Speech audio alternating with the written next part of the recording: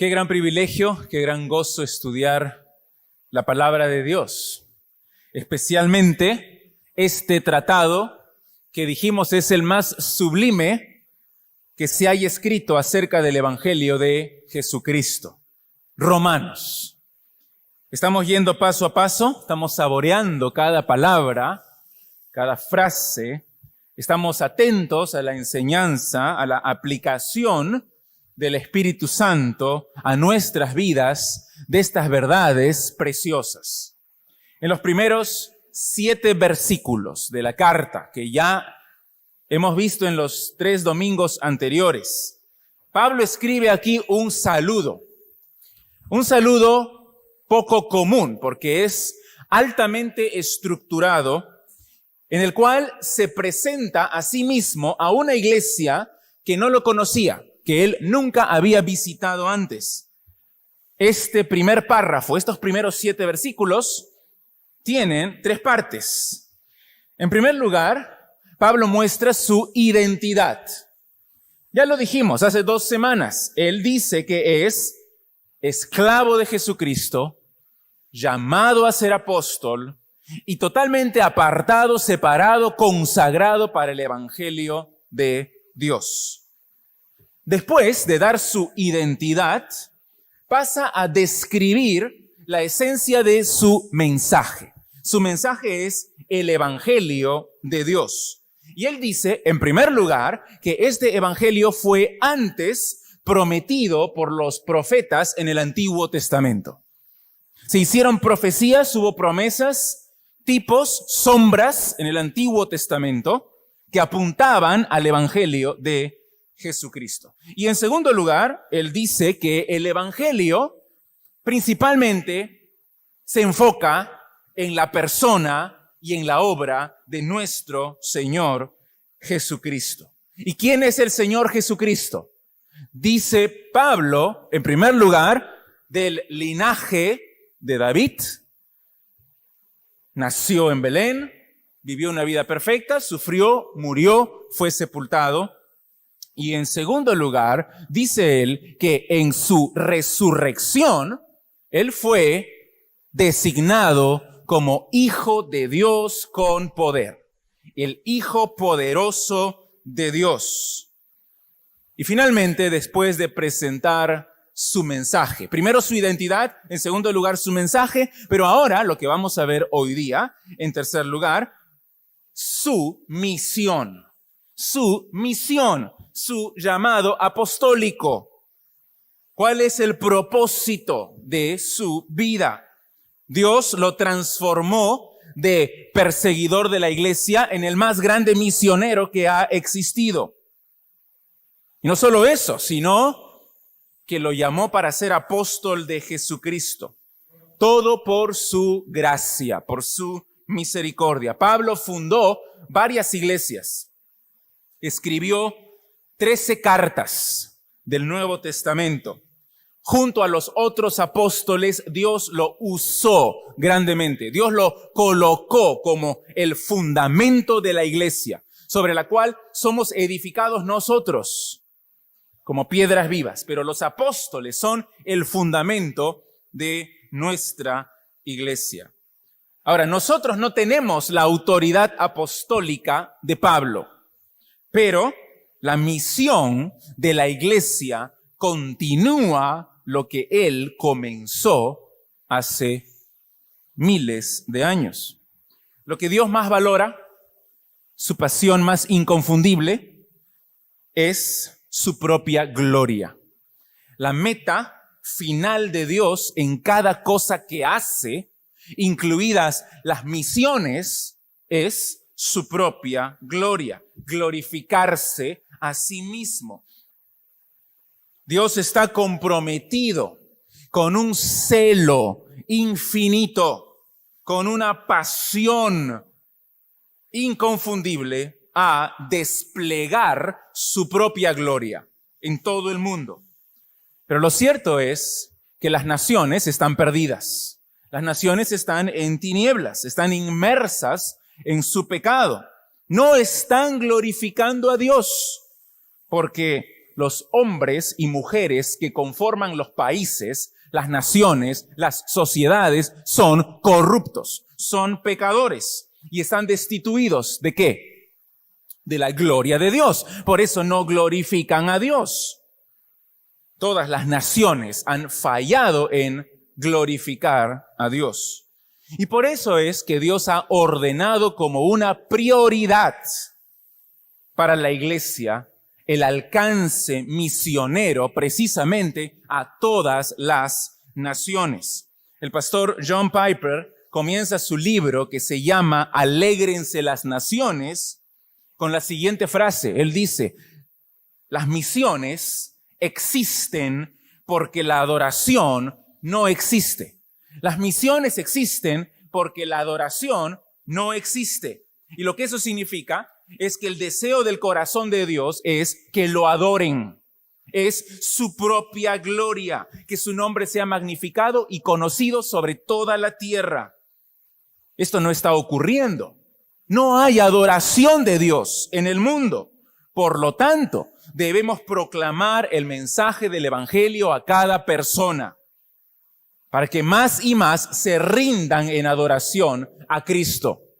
Jesús dijo, Dios está buscando adoradores que le glorifiquen. Dios también está buscando gente de todo tribu, pueblo y nación que se postre delante de su Hijo Jesús y que lo adore. Y las misiones entonces existen porque la adoración no existe. Por eso es que durante el año pasado enseñé una serie completa acerca de la labor misionera de la iglesia.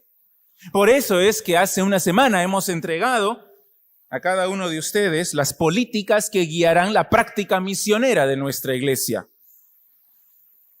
Por eso es que debemos invertir todos nuestros recursos y energías y talentos y dones que Dios nos ha dado en enviar y en sustentar misioneros que hagan discípulos de Cristo. ¿Y cómo se hacen discípulos de Cristo? Evangelizándolos, incluyéndolos en una iglesia y enseñándoles que guarden todas las cosas que Jesucristo nos enseñó. Misioneros que evangelicen, discipulen y planten iglesias. Y tenemos que prepararlos, enviarlos y sustentarlos. Esa era la misión de Pablo. Eso es lo que él hacía como apóstol de Jesucristo. Hacía discípulos obedientes de Cristo en todas las naciones, congregándolos en iglesias para la gloria de Dios. Ese era su misión. Él lo dice claramente en esta parte final de su saludo, los versículos 5, 6 y 7 de Romanos 1. Y que nosotros tengamos la misma pasión. Si decimos que hemos creído el evangelio, ¿qué esperamos para vivir el evangelio? ¿Qué esperamos para proclamar el evangelio? ¿Qué esperamos para defender el evangelio? ¿Por qué nos enfrascamos en discusiones vanas, en superficialidades, en nimiedades? ¿Por qué seguimos calentando los asientos y nos cruzamos de brazos y solo criticamos y solo nos quejamos? Mi oración es que este mensaje, estas palabras que dice aquí el apóstol Pablo, nos desafíen a cumplir la gran comisión para la gloria de Dios. Así que vamos a leer las palabras del apóstol en Romanos 1, los primeros 7 versículos nuevamente. Romanos 1, del 1 al 7.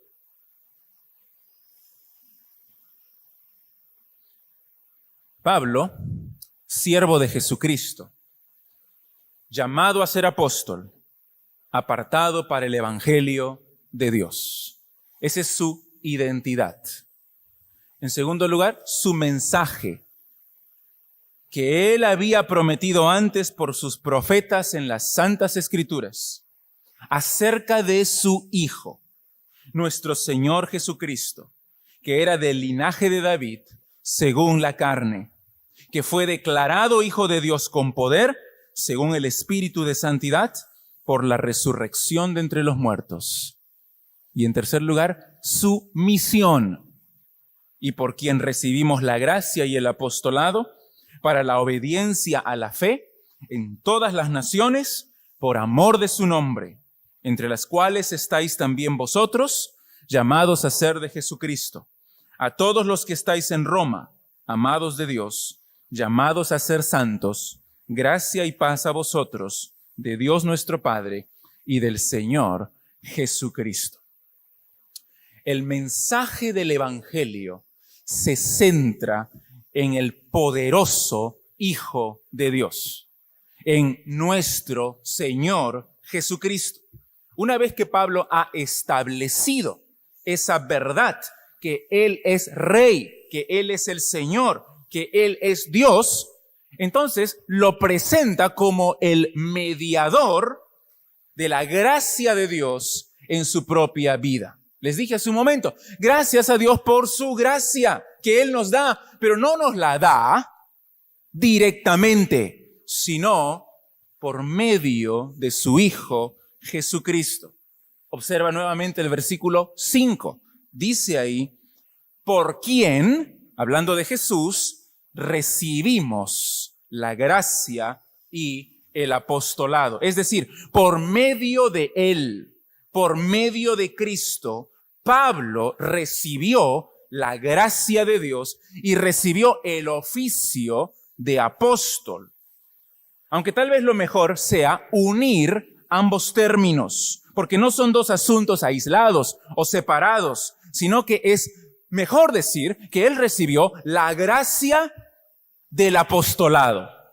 Sí, recibió la salvación, pero yo creo que su énfasis aquí no es la salvación, sino que recibió por gracia, por misericordia de Dios, el oficio de apóstol. Él es apóstol por la gracia de Dios, que le ha sido dada por medio de Jesucristo. Miren lo que él dice también en 1 Corintios 15. Vamos un momento a 1 Corintios 15, 9 y 10.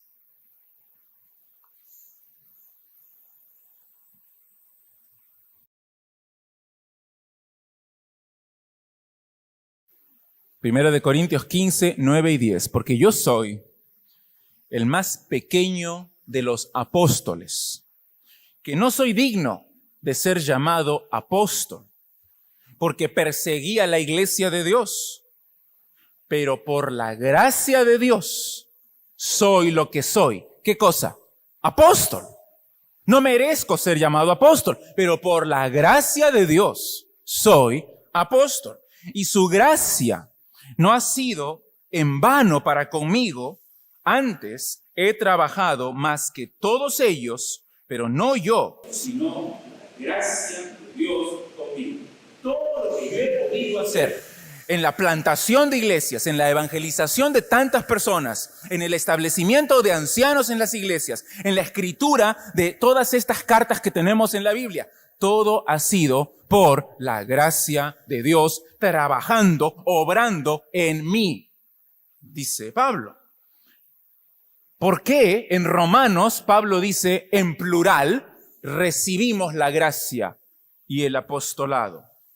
Yo creo que simplemente es un recurso editorial. Él está hablando de sí mismo, no de otras personas. En su saludo al inicio dice Pablo, es el único autor sin otros coautores, Pablo, siervo de Jesucristo. Así que cuando él dice, más abajo, como hemos leído en el versículo 5, recibimos la gracia, es un plural editorial. El versículo 8 nuevamente vuelve a la primera persona. Primeramente, doy gracias a mi Dios, yo, Pablo. Por definición, la gracia no es algo que merezcamos, sino que la recibimos. Es un regalo, no la mereces, la recibes. Y la recibes por los méritos, la obediencia y la obra perfecta de otro. ¿Y quién es ese otro? El Señor Jesucristo. Así que el apostolado de Pablo era un regalo de la gracia de Dios. Dios le concedió el privilegio de ser un embajador de Cristo para proclamar su mensaje. De la misma forma, Dios a nosotros, por su gracia, nos ha dado la salvación, pero no solo la salvación, nos ha concedido el privilegio de servirle. Nos ha dado dones, solo por su gracia. Nunca lo olvides. Estás absolutamente perdido y eres completamente inútil aparte de la gracia de Dios. Tu palabra debe ser la misma de Pablo. Soy lo que soy por la gracia de Dios. Pero Pablo aquí no está hablando, como les dije, solamente de su salvación por gracia, sino de su misión en la vida. ¿Cuál es su misión? El apostolado lo ha recibido por gracia y debe ser fiel en cumplirlo, en las fuerzas que Dios le da, por la gracia de Dios. Así que por medio de 3 frases, observa cuáles son los 3 aspectos de la misión apostólica de Pablo. ¿En qué consiste? El ministerio apostólico, el propósito de la vida del apóstol Pablo. En primer lugar, el propósito de su apostolado es hacer discípulos. Hacer discípulos. Dice aquí en el versículo 5 que él ha recibido el apostolado para la obediencia a la fe. Para la obediencia a la fe en todas las naciones. Esta palabra para nos indica propósito. Soy apóstol con un propósito, con una misión. ¿Cuál es esa misión? La obediencia a la fe. Esta frase es difícil de interpretar. ¿Qué significa? Solamente la encontramos acá. Y al final del libro, mira lo que dice en Romanos 16:26. Al final, está hablando del evangelio que ha sido manifestado ahora y que por las escrituras de los profetas, según el mandamiento del Dios eterno, se ha dado a conocer a todas las gentes, es decir, a todas las naciones, para que obedezcan a la fe. Es la misma frase. ¿Qué significa la obediencia a la fe? Pablo fue constituido apóstol de Jesucristo con el propósito de que muchas personas obedezcan a la fe. ¿Cuál es la relación entre estas 2 palabras? ¿Qué tienen que ver obediencia con fe? Algunos proponen que más bien debería decir la obediencia que nace de la fe. La obediencia que nace de la fe. Ponen el énfasis en la obediencia como un fruto de la fe. Pero si así fuera, Pablo estaría aquí diciendo que él dedica su vida a fortalecer la fe de los que ya son cristianos, a enseñarles a que tienen que mostrar un fruto de obediencia. Quiero que los que ya tienen fe evidencien esa fe por medio de la obediencia. Otros dicen lo opuesto. Otros dicen que obediencia y fe son sinónimos y que más bien debería traducirse para la obediencia, o sea, la fe. Parece que Pablo a veces usa de forma sinónima ambos términos, obediencia y fe. Mira lo que dice en Romanos 10:16, por ejemplo. Romanos 10:16 dice, mas no todos obedecieron el evangelio. Pues Isaías dice, Señor, ¿quién ha creído a nuestro anuncio? Entonces parece que en la mente de Pablo, para él, no obedecer el evangelio es no creer el evangelio. Pero, en ese caso, se estaría poniendo más bien el énfasis en la labor evangelizadora del apóstol Pablo, como si su propósito de vida fuera solamente evangelizar y nada más. Pero si solamente quiere que ellos crean, si solamente quiere que tengan fe, ¿para qué utilizar la palabra obediencia? Quiero que obedezcan el evangelio, es decir, que crean el evangelio, es lo mismo. Yo no creo que eso es lo que Pablo está diciendo, porque a mí me parece que la fe no es lo mismo que obediencia, aunque sí están íntimamente relacionados. Pablo nos llama aquí a una obediencia al señorío de Cristo que es inseparable de la fe en Cristo. Solo puedes obedecer a Cristo cuando tienes fe en Él. Y la única fe verdadera es la que se muestra, la que se rinde en obediencia al Señor Jesús. La obediencia no puede ser obediencia sin fe, y la fe no puede ser fe sin obediencia. Están íntimamente relacionados. Entonces, cuando Pablo dice acá que su propósito como apóstol es la obediencia a la fe, no es solamente evangelismo, sino también enseñanza para la obediencia, para la madurez. Quiero discípulos que crean en Cristo y les sean obedientes. El Evangelio de Dios se centra en su Hijo Jesucristo. Ya lo vimos la semana pasada. Y si ese es el Evangelio que nosotros predicamos, entonces nuestro objetivo debería ser traer a las personas, a los perdidos, a la obediencia, a Cristo, al Hijo de Dios. En aquellos que creen el Evangelio ocurre una transformación. Quieren obedecer al Señor. La fe verdadera siempre produce obediencia. John Stott, un predicador del siglo XX, él dice así: una fe verdadera y viva en Jesucristo incluye en sí misma un elemento de sumisión y de obediencia. Si tú me dices, yo he recibido al Señor Jesús como Salvador, pero no como Señor, no te entiendo. La Biblia, Pablo, no te entiende. ¿Qué estás hablando? ¿Cómo puedes dividir a Cristo de esa forma? Él es el Señor. Y si lo predicamos como Señor, tienes que obedecer. Por eso John Stott dice que siempre la fe en Cristo tiene un elemento de sumisión, de rendición, de obediencia a Él. John Murray dice así. Dice él que la fe, de la cual está hablando Pablo aquí, no es un acto de emoción efímero, sino el compromiso de una devoción totalmente entregada a Cristo y a la verdad de su evangelio. Eso es creer en Cristo. No es levantar tu mano. No es hacer una oración.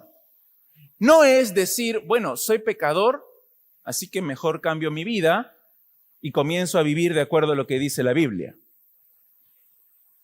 Lo que es la fe verdadera es devoción, es entrega, es estar dispuesto a rendirse en sumisión y obediencia al Señor Jesucristo.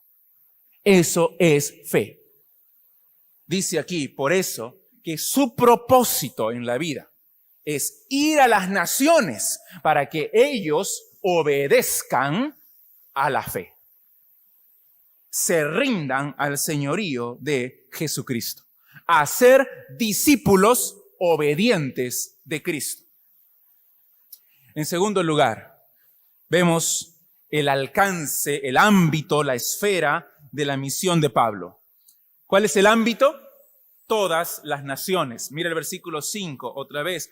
Por quien recibimos la gracia y el apostolado para la obediencia a la fe en todas las naciones. En el original se usa la palabra etnos, que podría traducirse como etnias. Aquí se traduce como naciones, se refiere a los paganos. Y además usa la palabra todas las naciones, indicando el alcance universal de su ministerio apostólico. Ninguna etnia, ninguna familia, ninguna tribu de la tierra debe ser excluida, sino que a todas debe proclamarse el evangelio de Jesucristo. Hay más de 16,000 etnias en el mundo y ninguna debe ser excluida de nuestro alcance misionero. Pablo había sido liberado de sus antiguos prejuicios judíos por la gracia de Dios y ahora reconocía que el evangelio era para todos, sin distinción de raza o de religión o de color de piel o de idioma. El evangelio es para todos. Saltemos un momentito al versículo 6, porque está conectado el versículo 6 gramaticalmente con esta frase. Pablo dice aquí que la esfera de su misión apostólica son todas las naciones, y en el versículo 6 dice, entre las cuales estáis vosotros. Entre las cuales estáis vosotros, llamados a ser de Jesucristo. Por lo tanto, dice, los creyentes en Roma están bajo su autoridad apostólica también. Yo les escribo con esa razón. Ustedes deben recibir mi instrucción también y están bajo mi autoridad también. Y por eso les escribe. No solamente hay gentiles en Roma, hay judíos también, pero es una iglesia que pertenece al mundo gentil porque está en la misma capital del imperio y tiene él la potestad de escribirles porque es apóstol a los gentiles. Así que honro mi ministerio, dice Pablo. Y a ustedes que están en Roma, también les escribo. Pero más importante que el origen étnico o geográfico de estas personas que están en Roma es su condición espiritual.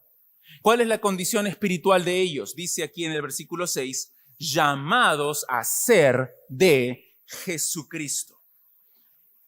Han sido llamados eficazmente por Él para pertenecerle a Él. Así como Pablo ha sido llamado para ser apóstol de Jesucristo, ellos también han sido llamados para ser propiedad del Señor. Y nosotros también, en el momento que se nos predicó la palabra de Dios y creímos el evangelio, fuimos llamados por Dios para la comunión, para la salvación en Cristo Jesús. Hay tanta maldad en el mundo. Lo vemos todos los días en las noticias. Hay tanta corrupción. Hay guerras. Hay conflictos por todos lados. Hay filosofías paganas que se están infiltrando en las mentes de nuestros hijos, de nuestros familiares, de nuestros amigos. Pero aún en medio de esas circunstancias tan difíciles en este mundo, Dios está obrando. ¿Cómo está obrando? Llamando personas para la salvación, para que formen parte de su propio pueblo. ¿Por qué los llama? No los llama por sus méritos, no los llama por sus obras, no los llama por su religión, no los llama por sus ritos, por su apariencia. Los llama por su infinita gracia, por su infinita misericordia. No por lo que tú eres, sino por lo que Él es. Él es bueno, amoroso y te llama por su gracia. Los llama de la esclavitud a la libertad, de las tinieblas a la luz, de la muerte a la vida. Ese es Dios que nos ha dado vida eterna y perdón de pecados en Cristo Jesús. ¿Cómo nos llama? ¿Cuál es el medio que Él utiliza para llamarte?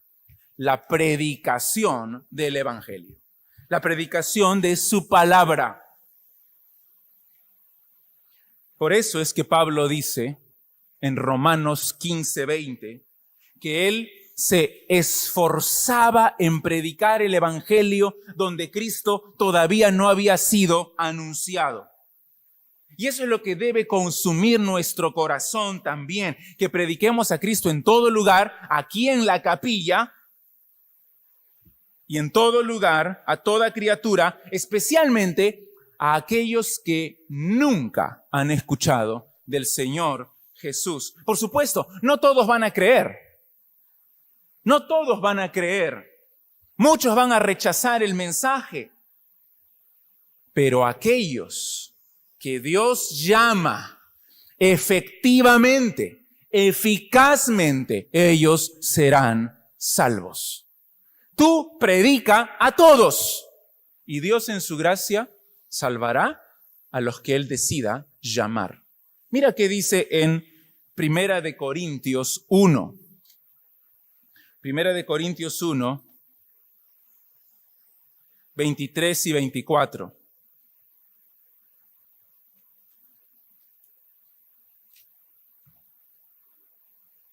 Dice, pero nosotros predicamos a Cristo crucificado, para los judíos ciertamente tropezadero, y para los gentiles locura, mas para los llamados, así judíos como gentiles, Cristo, poder de Dios y sabiduría de Dios. Cuando predicas el Evangelio, cuando Pablo predicaba el Evangelio, muchos judíos tropezaban en lo que él decía.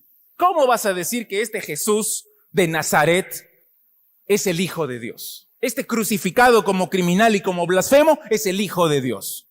Y tropezaban y no creían. Es piedra de tropiezo para ellos. Para los gentiles era una tontería. Era una locura lo que Pablo estaba diciendo. Pero para los llamados por Dios, tanto judíos como gentiles, Cristo es poder y sabiduría de Dios y salvación de Dios. Seguramente a ti se te predicó el Evangelio muchas veces. Lo escuchaste varias veces y nunca lo creíste, lo rechazaste, hasta que un día dijiste, claro, esto tiene sentido. Yo soy pecador. Cristo es el Hijo de Dios poderoso. Él me puede salvar. Y te arrepentiste y creíste en Él. En ese momento, Dios te llamó eficazmente para comunión con su Hijo Jesús. Entonces, el ministerio de Pablo, la misión de Pablo, el ámbito es todas las naciones y les dice, ustedes están incluidos, los romanos, que son llamados a ser de Jesucristo. Pero no solamente son llamados a ser de Jesucristo. Mira cómo les dice en el versículo 7. A todos los que estáis en Roma, amados de Dios, llamados a ser santos. Eso significa que todo lo que somos no depende de nosotros. ¿De qué depende? Del amor de Dios, somos amados de Dios, y depende del llamado de Dios, somos llamados a ser santos por Dios. No depende de tus obras o de tu esfuerzo, depende del amor y el llamamiento de Dios. Ellos son amados de Dios porque son su pueblo. No hay un amor más perfecto y puro que el que Dios tiene hacia pecadores que no lo merecen. Es un amor lleno de gracia que Dios ha manifestado en la muerte y resurrección de su Hijo Jesucristo. No lo da por algún mérito nuestro, sino que lo da libremente a todos aquellos que confían en Él. Es el amor por medio del cual entregó en propiciación a Jesucristo. Por lo tanto, todos los que están en Cristo son amados de Dios. Pero también dice que son llamados a ser santos, llamados a ser separados para Cristo, separados de la corrupción, de la maldad, del mundo, para vivir en santidad de vida. A ellos que son llamados, que son santos, que son amados, Pablo les dice, gracia y paz de nuestro Padre y del Señor Jesucristo.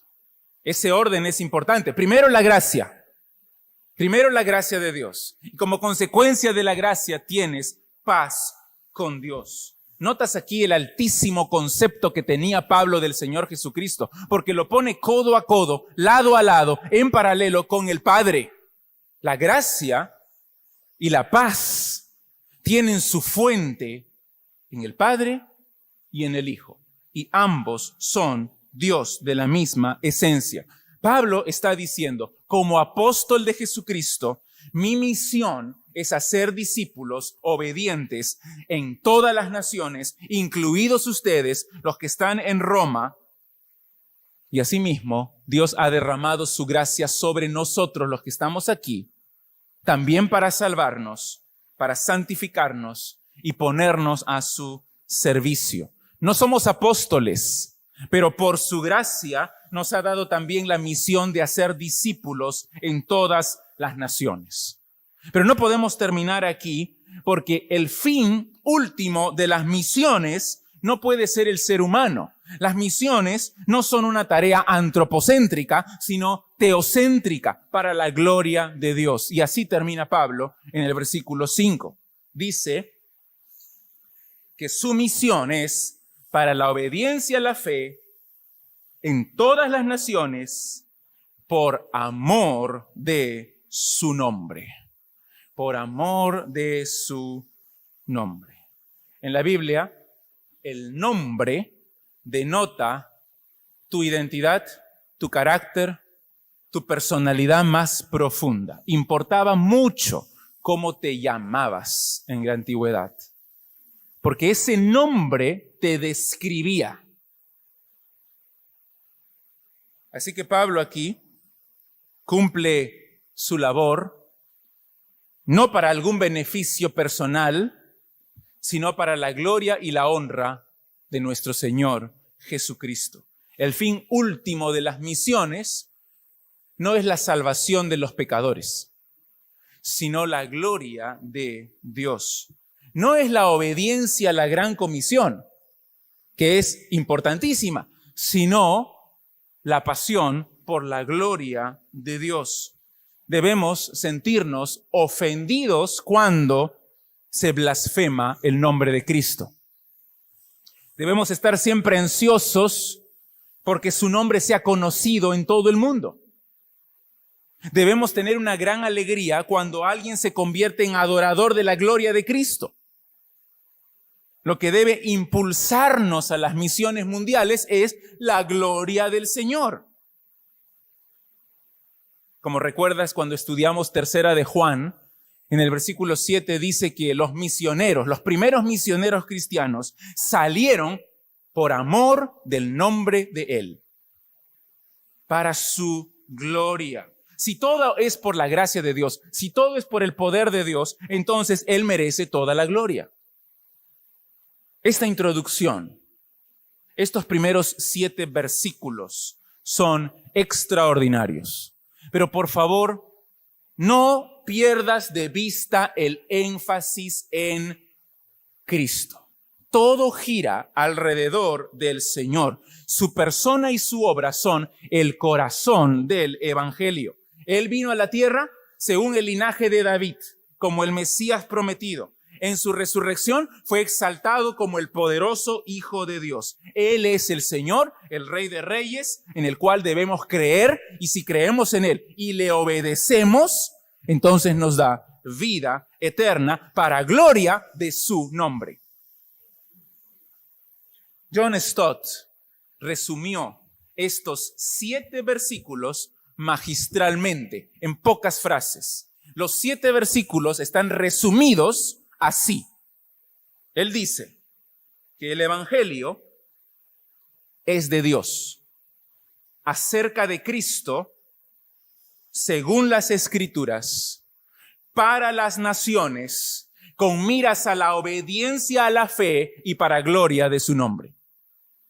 Eso es todo lo que hemos visto en estos 3 mensajes. Que nuestra iglesia también crea, viva, defienda y proclame ese mismo evangelio con todo nuestro corazón, que lo proclamemos a toda criatura, aquí en la capilla y hasta lo último de la tierra. Que la misión de Pablo sea nuestra misión también. Y aunque no tenemos su autoridad apostólica, pero sí tenemos la autoridad para ir y hablar en nombre de Cristo las buenas noticias de la salvación. Y que muchos puedan llegar al Señor por medio de nosotros o de los misioneros que estamos apoyando. Que así sea. ¿Cómo está nuestro corazón? ¿Cómo está nuestra propia iglesia en esta área de las misiones? ¿Podemos tomar esta misión apostólica de Pablo y apropiarla para nuestras propias vidas? Dice él aquí nuevamente que él vivía, él predicaba, él se consumía para la obediencia a la fe en todas las naciones por amor de su nombre. Que cada uno de nosotros tome conciencia y haga lo mismo. Vamos a orar para terminar. Todos con los ojos cerrados.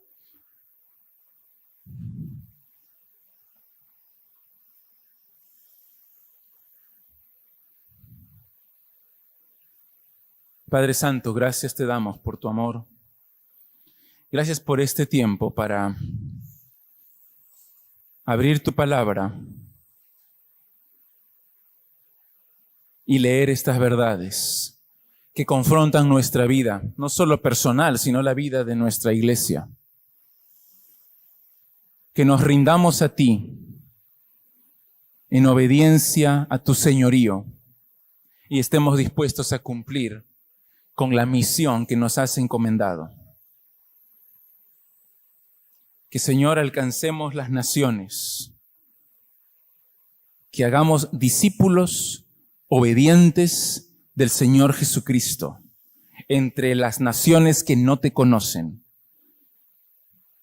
Levanta de en medio nuestro hombres y mujeres que tengan este deseo, que sean llamados por ti para ir a las naciones a evangelizar, discipular, plantar iglesias, cumpliendo con tu obra. Y que nosotros los que estamos aquí hagamos lo mismo, en el lugar, en el trabajo, en el colegio, donde tú nos hayas puesto, que compartamos nuestra fe para la salvación, santificación de otros. Gracias, Padre, que todo sea para tu gloria y por tu gracia. Te lo pedimos en los méritos de nuestro Señor Jesús. Amén.